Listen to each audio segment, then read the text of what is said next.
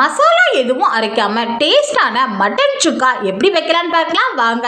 இதோடைய டேஸ்ட்டு நான் சொன்னால் உங்களுக்கு புரியாதுங்க, நீங்களே செஞ்சு பாருங்கள்.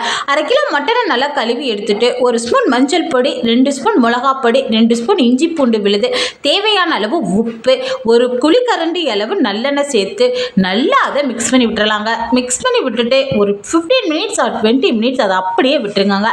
அதில் உள்ள மசாலா எல்லாமே அதில் இறங்கிருங்க. இப்போ இதை செய்கிறதுக்கு ஒரு கடாய் எடுத்துக்கலாங்க. நான் மண் கடாய் தாங்க எடுத்திருக்கேன். மண் கடாயில் நல்லா அந்த மட்டன் எல்லாத்தையும் சேர்த்துட்டு அது மூழ்கிற அளவுக்கு தண்ணி விட்டு இப்போ அடுப்பில் எடுத்து வச்சிடலாங்க. இப்போ நல்லா அதை கொதிக்க விட்டுருங்க. கொதிக்க விட்டுட்டு நல்லா சுண்டை வத்துற அளவுக்கு நம்ம அதை வத்த விட்டுறணுங்க. இந்த அளவுக்கு வத்த விட்டுட்டு இந்த ஸ்டேஜில் நம்ம 1 ஸ்பூன் கரம் மசாலா போட்டுட்டு க்ரஷ் பண்ணி வச்ச வெள்ளைப்பூடு எல்லாத்தையும் அதில் சேர்த்துட்டு ஒரு கொத்து கருவேப்பிலையும் சேர்த்து நல்லா அதை மிக்ஸ் பண்ணி விட்டுருங்க.